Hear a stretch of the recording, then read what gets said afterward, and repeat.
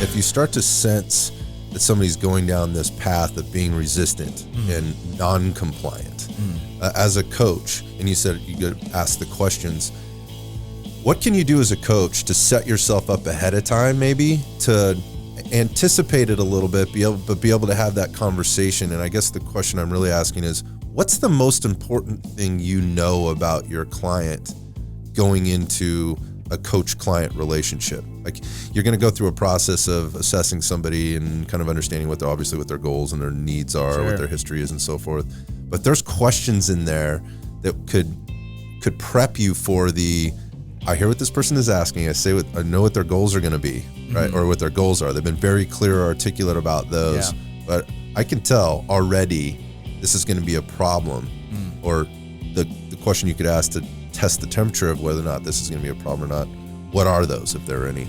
I mean, I don't know if there's exact questions, but more so it's just digging deeper into why somebody wants to do something. Again, it's you gotta, there's surface level goals, right? A lot of these goals are, hey, I want to lose 30 pounds. Well, why, right? Or, I want to be able to snatch 200 pounds or whatever.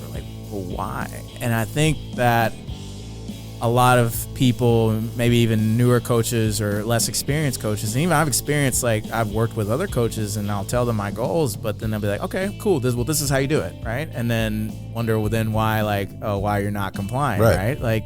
Because again, one thing I think is that the person who's asking for it has not even asked themselves why they want it. And so it is way harder.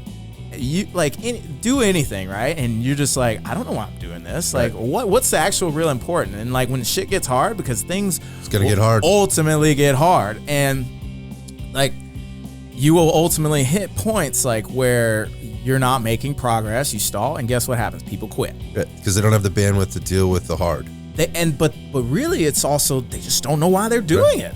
They don't know what the importance is, what the real reason they're doing it. Why am I eating this way? Exactly. Why is this workout program programmed this way? Exactly. And so that's something, off at the front end, really getting clarity.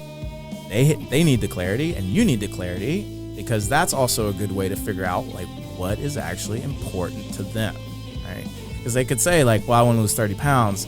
And ultimately, we find out after asking enough questions, they really just want to feel confident, better about themselves. They are worried that, maybe they have a family history and they have a young kid and they want to see that kid grow up, and that really scares the shit out of them. And these are the things that are going to be things that they need and you need to know to start to align their actions appropriately.